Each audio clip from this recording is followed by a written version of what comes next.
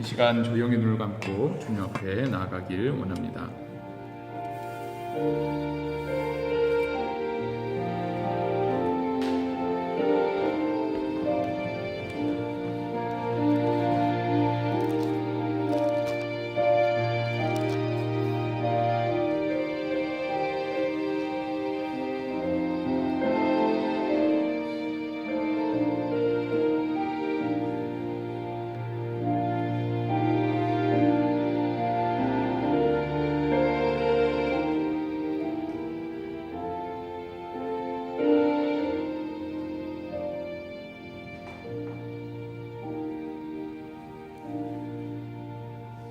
주님 감사합니다. 이 시간 우리를 불러주시고 또 이 더운 날씨 가운데서도 또 하나님의 말씀을 갈급하여 이곳에 왔습니다. 말씀하여 주시고 우리를 그리스도께로 인도하여 주옵소서.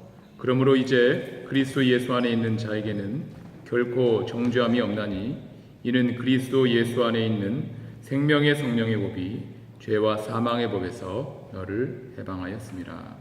아멘. 예. 오늘 말씀 보겠습니다. 고린도전서 1장 10절에서부터 18절까지 함께 제가 먼저 읽고 교독하겠습니다. 1장 10절에서부터 18절까지 제가 함께 읽겠습니다. 형제들아, 내가 우리 주 예수 그리스도의 이름으로 너희를 권하노니 모두가 같은 말을 하고 너희 가운데 분쟁이 없이 같은 마음과 같은 뜻으로 온전히 합하라.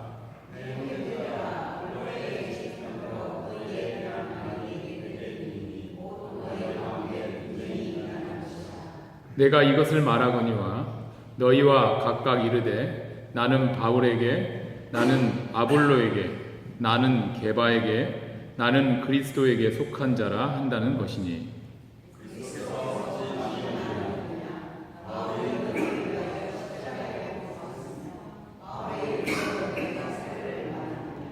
나는 그리스보와 가이오 외에는 너희 중 아무에게도 내가 세례를 베풀지 아니하는 것을 감사하노니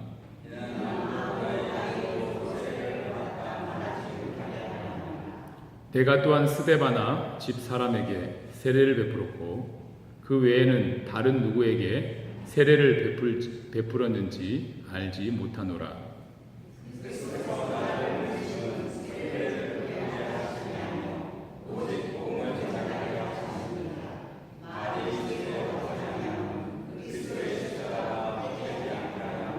함께 읽겠습니다. 십자가의 도가 멸망하는 자들에게는 일어난 것이요 구원을 받는 우리에게는 하나님의 능력이라. 아멘. 네, 오늘 참 날씨가 덥습니다. 에어컨이 적거든요. 그래서 에어컨이 저기 있죠. 네, 저기 에어컨 구멍인데 이쪽 앞쪽이 더 시원합니다.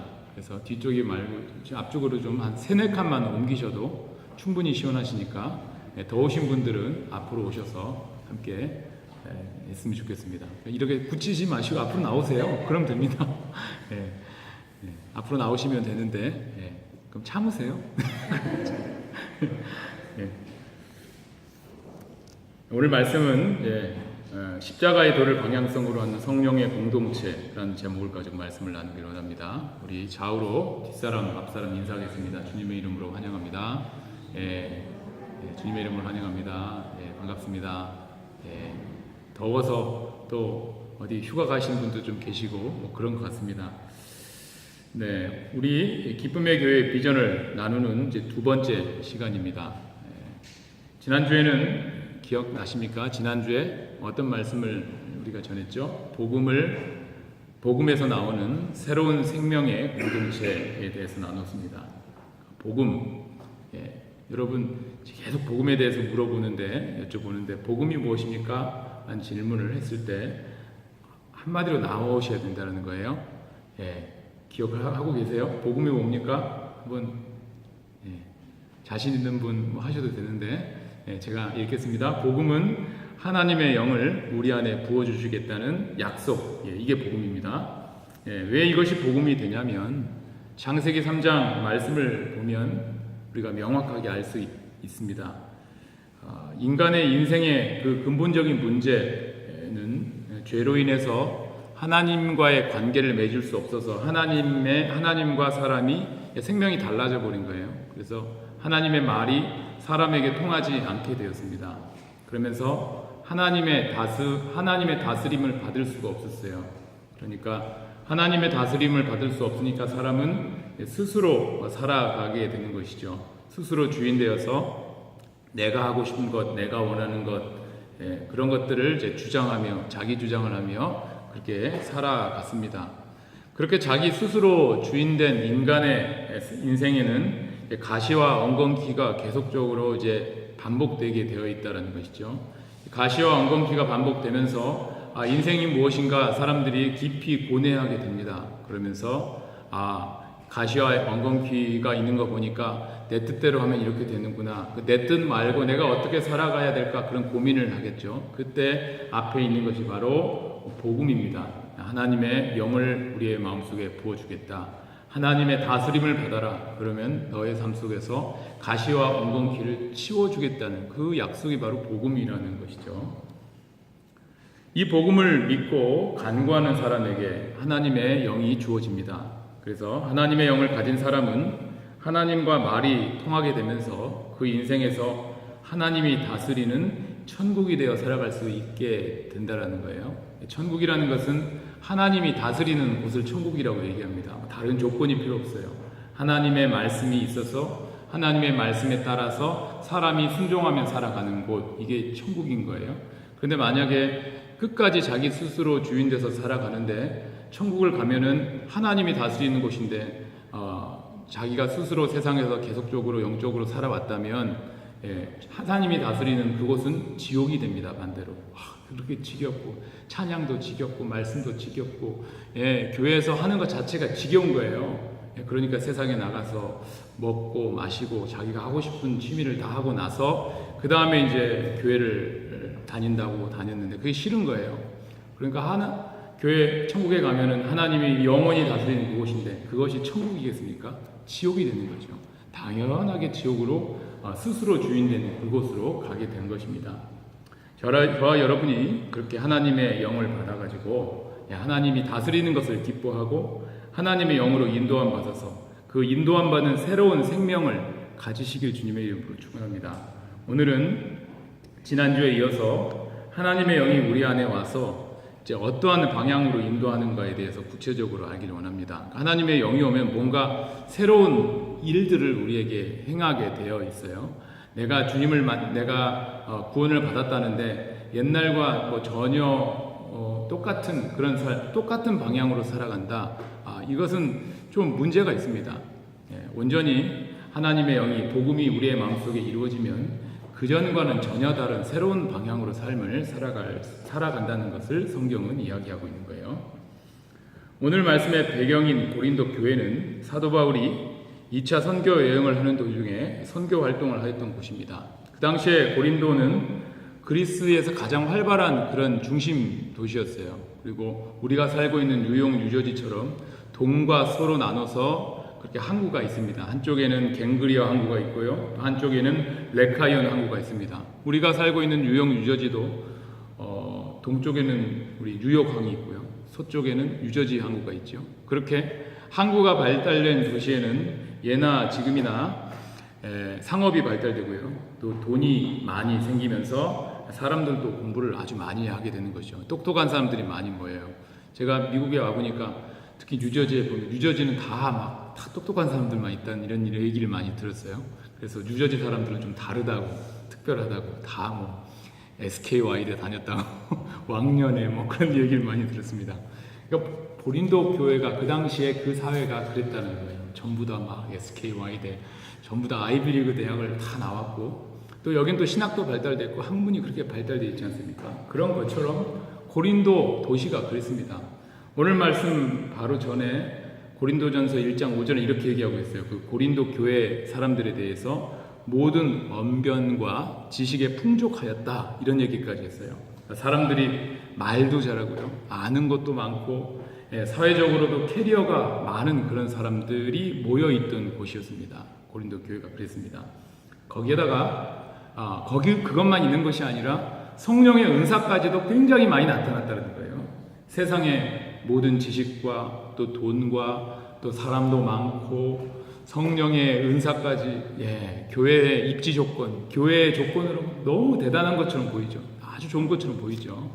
하지만 오늘 본문 말씀에 보면 고린도 교회에는 큰 문제가 있었다라는 것을 알 수가 있습니다.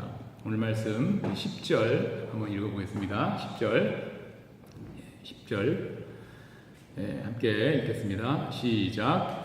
형제들아, 내가 우리 주 예수 그리스도의 이름으로 너희를 권하노니 모두가 같은 말을 하고 너희 가운데 분쟁이 없이 같은 마음과 같은 뜻으로 온전히 합하라. 사람이 아는 것이 많아지면은 일단 비판을 많이 하게 되고요. 그러면서 아는 것이 많아지는 특징이 뭐냐면 분열하게 되는 것이죠. 여러 가지 좋은 조건을 가지고 있으면서도 가장 중요한 것이 빠졌다. 교회로서.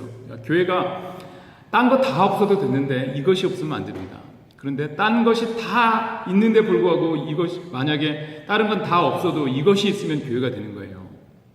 그렇게 똑똑하고 돈 많고요. 성령의 은사까지 막 가지고 있었던 사람들이 뭐가 안 됐습니까? 하나가 되지 못했다는 거예요.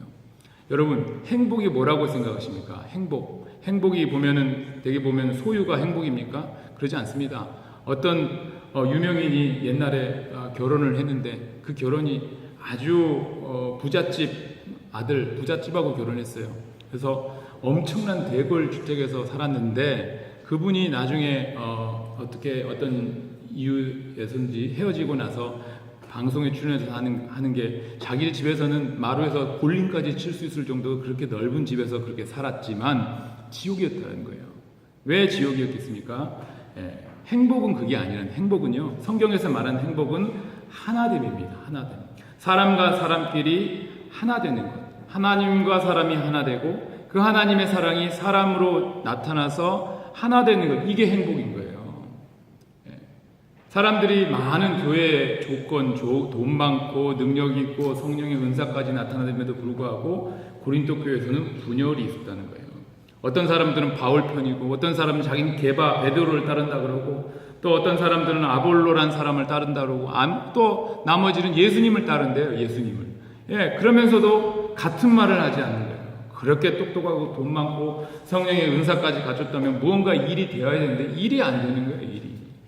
그런 고린도 교회에 사도 바울이 이렇게 권면을 하고 있습니다. 13절 함께 읽어보겠습니다. 그리스도께서 어찌 나뉘었느냐? 바울이 너희를 위하여 십자가에 못 박혔으며 바울의 이름으로 너희가 세례를 받았느냐? 그리스도께서는 어찌 나뉘었느냐? 이 말이 굉장히 우리에게 마음에 확 와닿죠.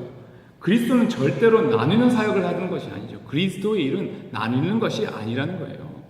예수님의 사역은 절대로 사람과 사이를 나눠가지고 이간질 시키고 말이죠. 내가 잘났다 그렇게 얘기하지 않는다는 것이죠.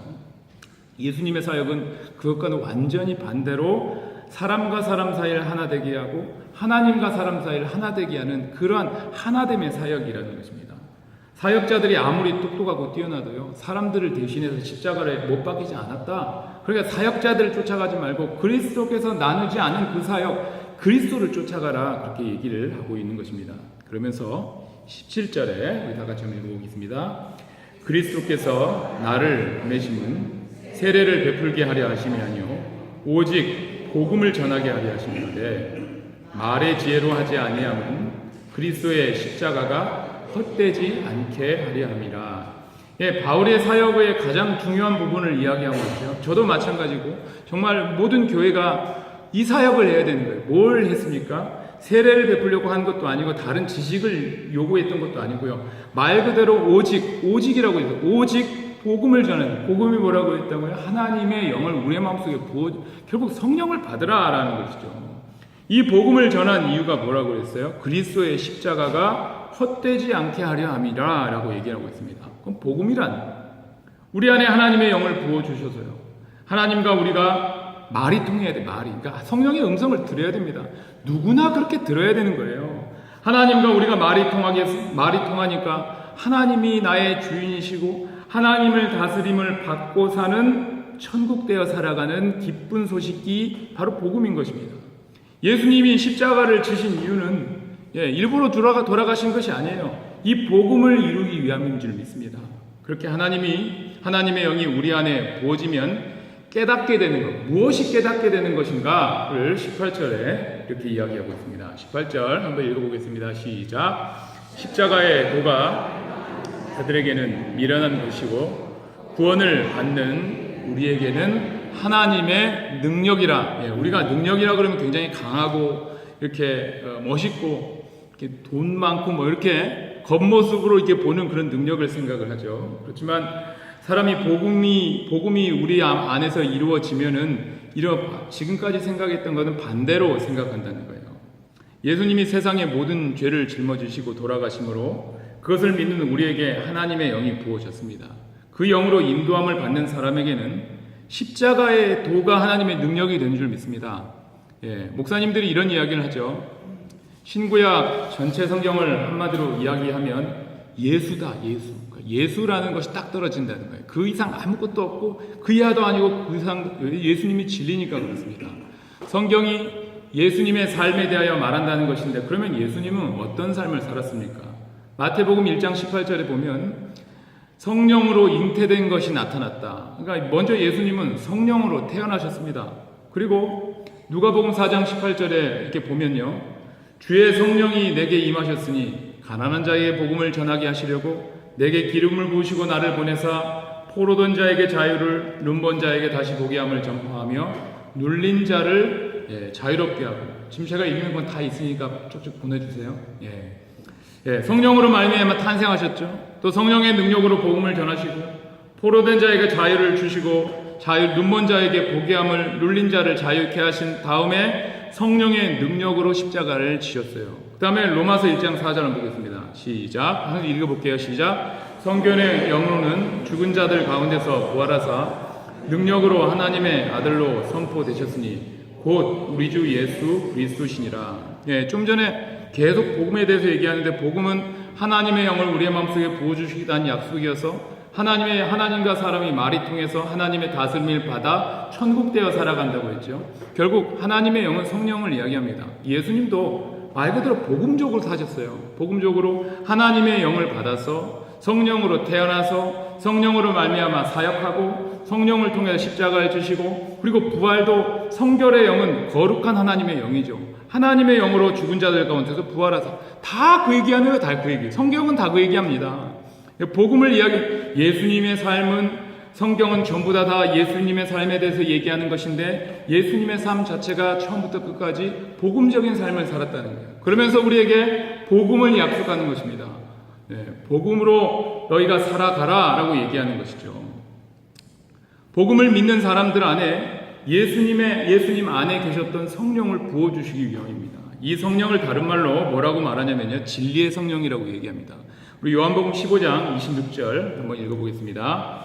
시작. 내가 아버지께로부터 너희에게 보낼 보혜사 곧 아버지께로부터 나오시는 진리의 성령이 오실 때에 그가 나를 증언하실 것이요. 성령은 예수님의 영입니다. 예수님 안에 있었던 그 영이에요. 그 당시에 하나님의 말씀을 전달시켜 주셨던 그 영인 동시에 하나님의 영입니다.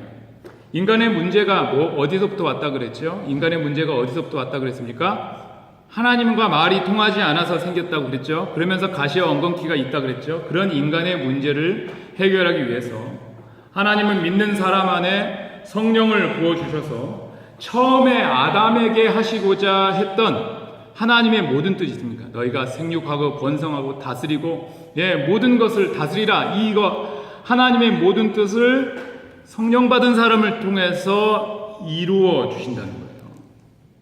성령을 받은 사람은 이 성령을 통하여 자신을 향한 하나님의 뜻을 알게 됩니다. 여러분의 인생이 뜻이 무엇을 하는 것인가 옳은 거 그거 알고 있습니까? 그런데 성령을 받은 사람은 그 진리에 대해서 내가 어디로 가서부터 어디로 가는가 이걸 정확하게 알고 있다라는 거예요. 이런 사람은 무서운 사람입니다. 왜 그렇습니까? 인생에 대해서 다 알고 있는 거예요. 그걸 누가 가르쳐줘요? 성령이 가르쳐줍니다. 그 이유가 성령이 사람 안에서 진리에 대하여 증언해 주기 때문이죠. 진리는 어떤 특징을 가지고 있습니까? 절대로 바뀌지 않는 특징을 가지고 있어요. 예수님께서 자신에 대해서 증언하시기를 요한복음 14장 6절에 나는 길이요 진리요 생명이다라고 말씀하셨습니다. 그러면서 진리가 인도하는 삶의 방향성인 자기 부인의 마지막 십자가를 지신 것이죠. 그 이유는 예수님 안에서 진리의 성령이 영원히 바뀌지 않는 십자가의 방향성으로 인도하셨기 때문에 그렇습니다. 그런 진리의 성령을 하나님이 사람들에게 약속하셨어요. 사람이 하나님의 영을 부어주시겠다는 그 복음의 약속을 믿고 간구하면 성령을 받게 됩니다. 간구하면 무조건 받게 돼 있어요. 간구를 안 하니까 안 받은 거지. 간구해 보십시오. 무조건 받게 되어 있습니다. 제가 장담, 약속하고 도장 찍고 장담합니다. 한 번도 간구해 본 적이 없으니까 안 받았지. 내가 정말로 주님 내 인생을 주님께 드리겠습니다 라고 간구하면 받아요.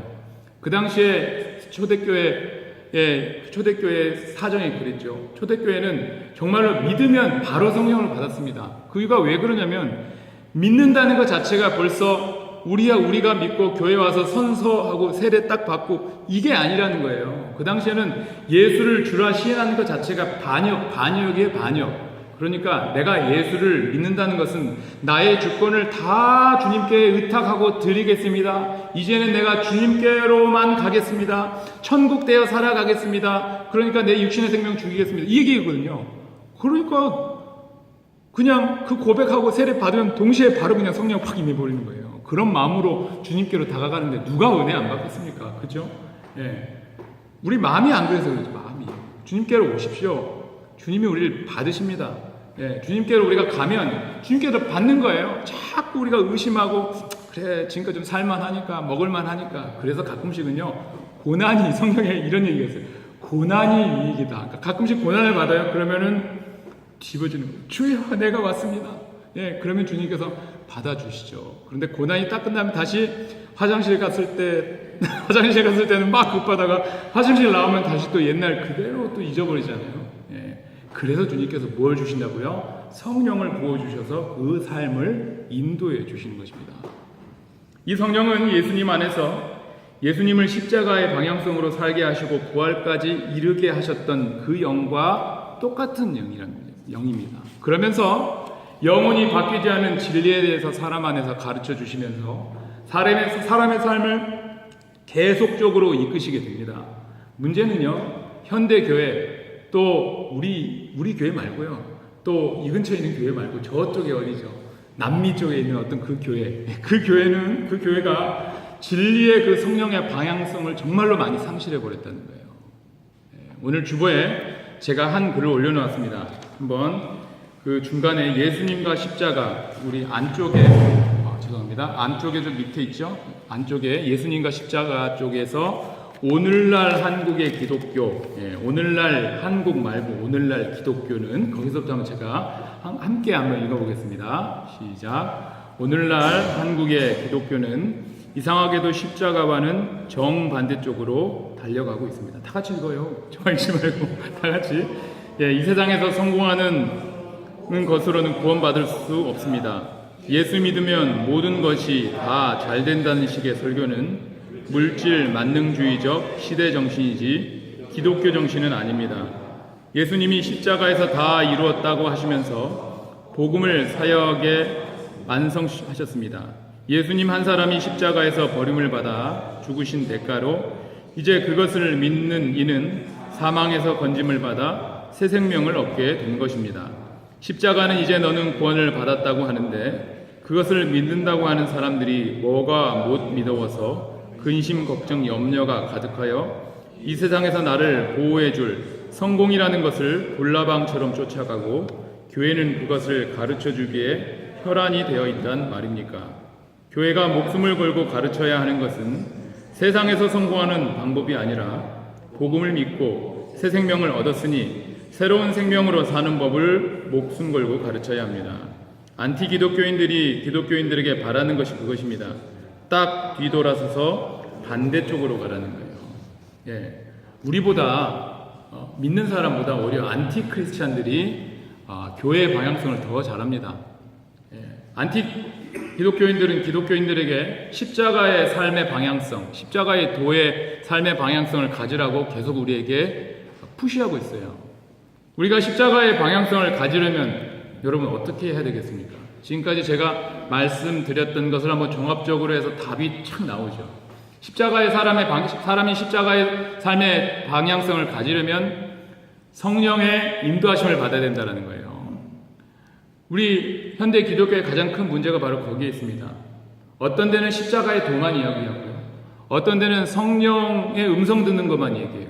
십자가의 도를 강조하는 말씀주의적 교회는 성령을 빼고 우리의 육신의 생명으로 우리가 한번 십자가의 도를 가보자 라고 얘기를 해버리고요.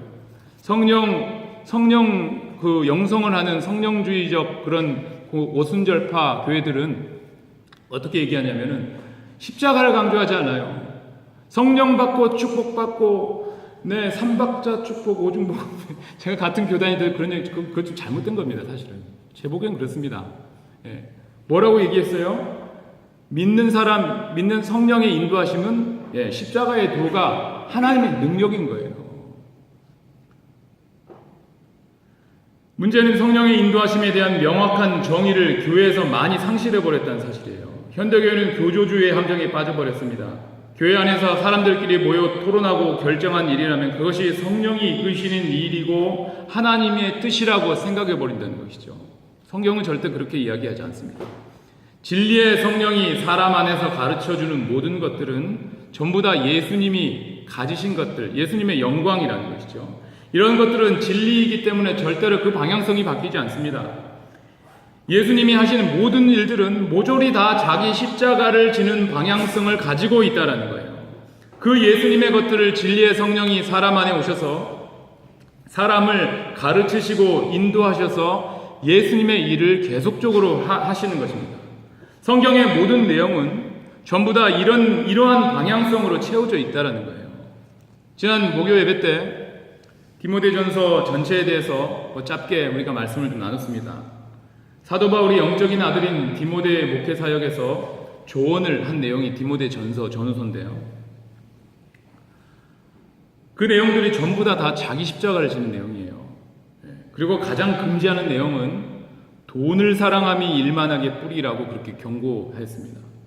세상의 방향성은 돈을 많이 벌게 해서 자기의 삶을 영위하라고 하지만 성령은 사람 안에서 돈을 사랑하는 것은 일만하게 뿌리며 너는 그런 것들을 피하고 의와 경건과 믿음과 사랑과 인내와 온유를 따르며 믿음의 선한 싸움을 싸우라고 우리 안에서 계속적으로 가르치고 있다는 거예요. 하지만 현대교회는 이런 진리의 성령의 가르침을 따르지 아니하고 오히려 성령을 받으면 이 땅에서 잘되고 축복받고 돈도 많이 벌고 사회적으로 명예를 가질 수 있고 건물을 크게 지을 수 있다는 세상적 가치관을 교회 안으로 가지고 들어와 버렸습니다. 그리고 현대 기독교인들의 다수는 겉보기에는 예배를 드리는 것 같아도 자기 삶 속에서 전혀 십자가를 지지 않는 방향성으로 살아가면서 자기는 구원받았다고 착각하며 살아가고 있다는 거예요. 사람이 복음을 믿고요. 성령을 받게 되면 성령의 가르침을 받고 살아가게 됩니다. 성령의 가르침을 받는 사람은 무조건 자기 십자가를 지는 쪽으로 삶의 방향을 틀게 되어 있다는 거예요. 오늘 말씀 고린도전서 1장 18절 한번 보겠습니다. 큰 소리 한번 읽어볼게요. 시작. 십자가의 도가 멸망하는 자들에게는 미련한 것이요 구원을 받는 우리에게는 하나님의 능력이라. 우리가 육신의 생명으로 능력을 받으려면 어떻게 하겠습니까? 많이 먹고 육신의 훈련을 많이 해야 되죠. 그렇죠? 먹을 것도 잘 먹고 고기도 먹고 그래야지 운동도 하고 또 가서 비즈니스 하고 그러지 않습니까? 그런데요. 구원을 받는 우리죠. 구원을 받는 사람에게는 십자가의 도로 가는 것이 하나님의 능력이래요. 우리가 밥 먹고 이런 것처럼 십자가의 도로 그 방향성으로 가는 사람이 하나님의 능력을 주셔서 그 생명이 계속 자라나는 것입니다. 그렇지만 멸망하는 자들이라는 얘기가 있어요. 멸망하는 자들이 누굽니까?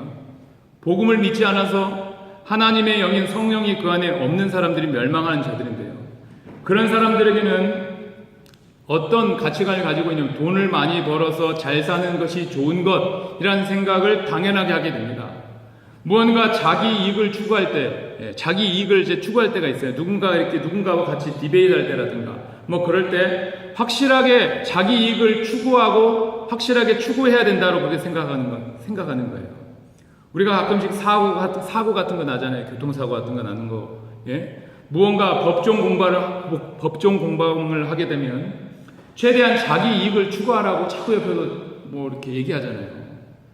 그래서 상대방 것을 뺏어오는 것들을 당연하게 느껴집니다. 이런 사람들은요.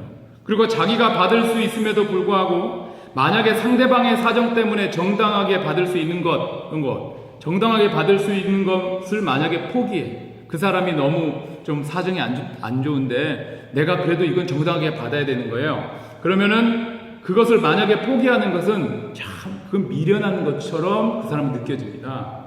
반대로요. 구원을 받은 사람들, 십자가가 도가 하나님의 능력인 사람들은요. 복음을 믿어서 그 안에 성령의 가르침을 받고 살아간 사람들인데 이 성령은 그 사람들 안에서 십자가의 도를 지속적으로 가르쳐 주는 거예요. 이 사람들의 특징이 어떠냐면 자기가 정당하게 받는 보수가 있어요. 정당하게 받는 것을 할지라도 만약에 내가 정당하게 받는 보수라 할지라도 그것 때문에 약한 자들과 가난한 자들이 만약에 어려움이 있다면 자기가 정당하게 받을 수 있는 보수나 어떤 이익일지라도 자기 것도 내려놓을 수 있는 믿음을 가진 사람들입니다. 이게 십자가의 도예요. 세상 관점에서 볼 때는 미련해 보입니다. 왜 자기가 가질 수 있는 정당한 것도 포기하냐. 예, 그렇지만 성령은 그 사람들 안에서 이러한 지속적인 십자가의 도를 지속적으로 가르쳐 주시면서 그것을 능력이라고 하신다는 거예요. 이 성령의 능력은 새로운 생명을 탄생시키고 또 많은 사람을 변화시키게 되어 있습니다. 이 성령이 십자가의 도인 하나님의 능력을 교회가 상실하니까 세상이 오히려 교회에게 십자가의 도를 가라고 얘기하고 있는 거라는 거예요. 며칠 전 인터넷을 통해서 한 교장 선생님에 대한 뉴스를 보게 됐습니다. 이 교장 선생님이 다니던 학교를 그만두셔야 해서 다른 학교로 전근하는 날, 그 학교에 소속되었던 선생님들과 학생들 700여 명이 이 교장 선생님의 전근을 배웅하기 위해서 운동장에서 인간 하트를 만들었대요. 이 교장 선생님이 그 학교에서 하신 일은 철저하게 자기 십자가를 진 일입니다. 학교에서는 대개 부장교사라는 그 어떤 직책이 있대요. 선생님들과 교장 중간에 부장교사를 세우면 이 선생님들이 교장 선생님이 하는 것을 대리하게 되는 거예요. 원래는 이 부장교사라는 직책이 없대요. 그냥 관습상 부장교사가 있는 거고 모든 일은 교장 선생님이 알아서 해야 되는 거예요. 그런데 우리나라 전체 학교에 거의 100%가 99%가 다 부장교사가 있는 거예요. 웬만한 학교에서는. 교장 선생님은 뒤에서 이렇게 뒷짐만 지고 있는 거고. 그런데 이 교장 선생님은 부장교사들이 하는 행정 업무를 자기가 하기 시작했어요. 그래서 학급